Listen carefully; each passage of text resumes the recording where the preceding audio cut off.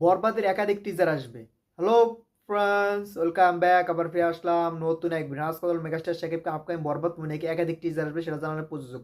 আসলে একাধিক টিজার কেন আসবে তা জানতে হলে ভিডিও শেষ পর্যন্ত দেখতে হবে, কারণ অল্পটা দেখে চলে গেলে আপনারা জানতে পারবেন একাধিক টিজার কেন দেওয়া হবে। তো চলুন ভিডিওটি শুরু করা যাক। মেগাস্টার শাকিব আপকামিং বরবাদ মুভি যেটা এই রমজান ঈদে আসবে সেটা কিন্তু কনফার্ম। এই মুভির কিন্তু দুইটা টিজার এসেছে, একটা গান এসেছে, এমনকি একটা গানের টিজারও এসেছে। মানে দিদা গানের প্রথম টিজারটা রিলিজ করা হয়েছিল, পরে কিন্তু গানটা এসেছে।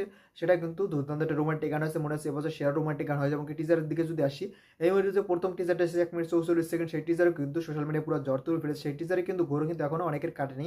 এখনও কিন্তু টিজার নিয়ে নতুন নতুন রিভিউ কিন্তু আসে, টিজারের ব্রেকডাউনও আসে। আর সেটা দেখে মনে হচ্ছে টিজারটা দর্শকের অনেক পছন্দ হয়েছে। প্রযোজক বলেছে ওই টিজারটা আমাদের একটু লেন্থ একটু বেশি হয়ে গেছিলো, 1 মিনিট 44 সেকেন্ডের, যেটা অন্য অন্য টেইলারের সাইজ হয় সেটা কিন্তু আমরা টিজার সাইজ দিয়ে দিয়েছি। এখন আরও একাধিক টিজার আসবে, সেটা হলো প্রত্যেকটা ক্যারেক্টারকে নিয়ে আলাদা আলাদা টিজার তৈরি হবে। যেমন জিশন গুপ্তর ক্যারেক্টার আর রিভিল কিন্তু একটা টিজার এসেছে জিশন গুপ্তর বার্থডে উপলক্ষে। সেই টিজারটা আপনারা যারা দেখেছেন অবশ্যই কমেন্টে জানিয়ে যাবেন টিজারটা আপনাদের কাছে কেমন লাগলো। সেই টিজারটা নিয়ে কিন্তু আমার এই চ্যানেলে একটা রিভিউ ভিডিও দেওয়া আছে, সেটা কিন্তু এখানেই আছে, অবশ্যই আপনারা দেখে আসবেন সেই ভিডিওটা। সেই ভিডিওটা কেমন লাগলো অবশ্যই আপনারা সেটা কমেন্টে জানিয়ে যাবেন।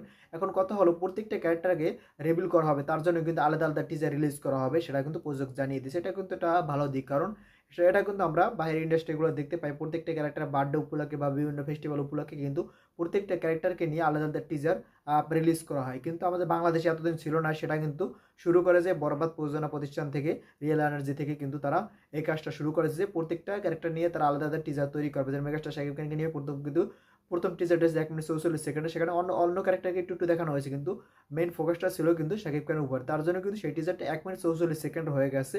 এখন আসবে কিন্তু এই মুভির আরেকটা টিজার আসবে মেগাস্টার শাকিব খানকে নিয়ে, হয়তো সেটা টিজার দিবে নাকি এই মুভির গান দিবে সেটা এখন দেখার অপেক্ষা আছে। কারণ এই মাসে 28 তারিখ কিন্তু মেগাস্টার শাকিব খানের জন্মদিন। সেই জন্মদিন উপলক্ষে কি এই মুভি টিজার আসবে না গান আসবে সেটা কিন্তু এখন বলা যাচ্ছে না, সেটা হয়তো প্রযোজক জানে। যেহেতু জিশন গুপ্তর জন্মদিন উপলক্ষে তারা একটা টিজার রিলিজ করেছে, জিশন গুপ্তের ক্যারেক্টার রিভিল টিজার, সেটা কিন্তু দর্শকের পছন্দ হয়েছে। এখন দেখা যাক বাকি ক্যারেক্টারগুলোর রিভিল টিজার কবে দেয়, কারণ সবগুলো ক্যারেক্টার তো জন্মদিন এই মাসের ভিতরে পড়বে না, সেটা হয়তো পরে পড়বে। কিন্তু আশা করি এই মাসের ভিতরে তারা সমস্ত ক্যারেক্টার রিভিল টিজার দিয়ে দিবে।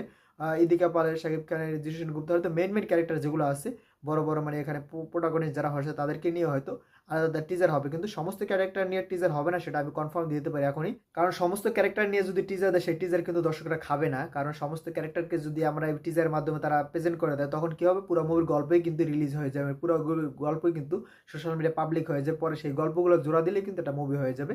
তার জন্য সমস্ত ক্যারেক্টারের টিজার আসবে না, শুধু টিজার আসবে মেন ক্যারেক্টারগুলো, তাদেরকে নিয়ে কিন্তু টিজারটা রিলিজ করা হবে।